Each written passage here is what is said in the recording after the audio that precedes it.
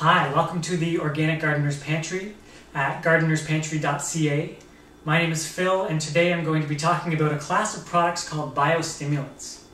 And biostimulants just have a huge, diverse array of benefits for plants and soil, some of which are increased photosynthesis and respiration in plants, increased yields. If you're growing fruits and vegetables, you can have higher yields, higher bricks, higher nutrient and mineral content, and therefore better tasting, just better storage capacity, longer shelf life, and microbes are happier. The soil you can vastly improve your soil with biostimulants.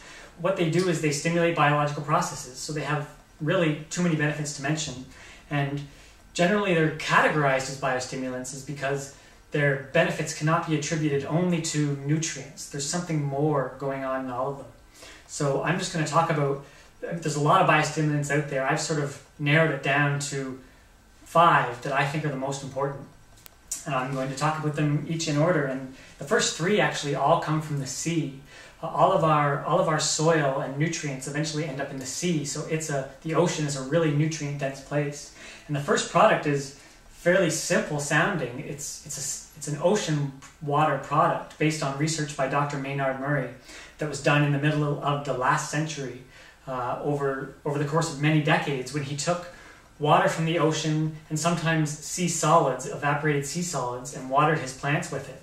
And he just saw huge benefits across the board, all the things I just mentioned, and plants that sick plants that got better, and plants that didn't get attacked by any insects or diseases or anything. And what they can do nowadays, based on that research, is they use GPS to find really nutrient-dense places deep in the Pacific Ocean, and they take the water and evaporate it down to a really concentrated form, which you then mix with water at 1 to 100, 1 part of this to 100 parts water, and spray it directly onto your foliage and onto your soil. So this is a really exciting product that has, again, over 70 minerals from the ocean, but also it has bioactive substances and ormus energies. It's a very energetic product, so I highly recommend the sea mineral product. The next one is an organic liquid kelp product, which is sort of a staple in the organic movement. Again, like the sea minerals, it has a huge variety of nutrients, but it also has natural plant growth hormones that, again, stimulate all of these biological processes. It's definitely the least expensive product to use. It is applied at 20 milliliters per 1,000 square feet, and it's mixed at 1 part kelp to 250 parts water, so it goes a really long way. And again, just the kelp is an algae that takes all these minerals out of the ocean, and it's a beautiful product to spray onto your leaves, onto your soil, onto roots whenever you're planting. Lots of benefits. The next one is a liquid fish, hydrolysate it's called. It won't necessarily say that, but a hydrolysate means that it's cold processed with enzymes rather than heated up to a really hot temperature. If it's if it's a hydrolysate, it means that it retains a lot of the proteins and oils and enzymes and amino acids that were present in the fish, and also all the nutrients, because it's not heated up. If it's an emulsion, which is the common kind of fish fertilizer, that means a lot of that stuff, the proteins and oils, have been stripped out and used in other products, and then what's left over is heated up to a really hot temperature, so enzymes are destroyed, and you're left with something that it will have some nutrients and it will probably convey some benefit, but not nearly as much as a hydrolysate.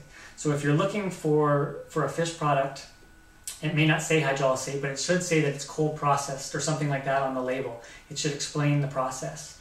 And one thing that gives it away is the nitrogen number on a hydrolysate is often lower, maybe a 2 or a 3, whereas on an emulsion, which is the one we don't want, it might be a 5 or even more. Often with fish and kelp products that aren't organic, they'll spike them with chemical fertilizers or other things.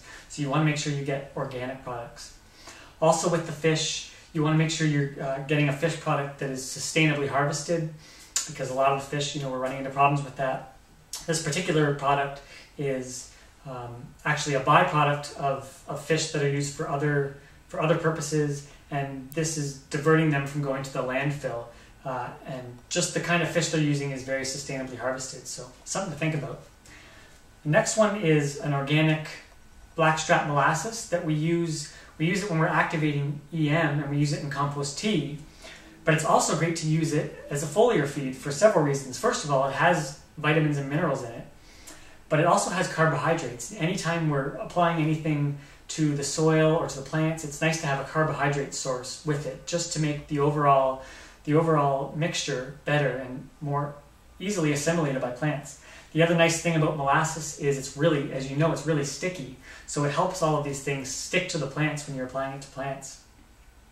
So that's another great one to bring in there. The last one is a humic acid product, which this one is a soluble, a really fine powder that you mix in water, and it's water soluble, so it gets integrated in there.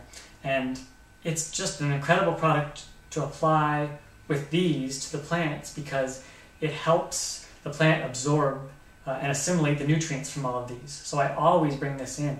If you have a soil that's high in organic matter, you're going to have a lot of humic acids in it because that's the process of humus. When organic matter is broken down into humus, the humic acids are formed. But a lot of our soils don't have a lot of organic matter or a lot of humus, so it's great to bring this into the soil as well. I thought about trying to narrow it down to my favorite, but I can't. They all have really great diverse benefits. So I recommend trying what resonates with you and maybe just starting with one or two of them. Personally, I've always thought it'd be neat if there was research comparing them, but there isn't, and I've never been able to do any because I always just want to use them all at once, which is what I generally do, is just bring them all together in one nice mixture with EM and with compost tea and even some other things. So that's the way to do it. In terms of timing of application, as with a lot of these things, it's great to bring it in first thing in the morning or even in the evening, but the heat of the day is not the best time.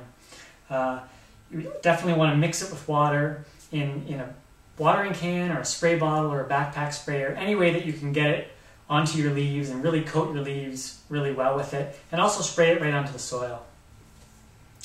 So that's kind of an introduction into biostimulants.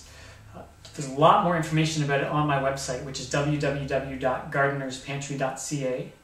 And that's all for today. My name is Phil. Thank you very much for watching, and hope you enjoy playing with your biostimulants.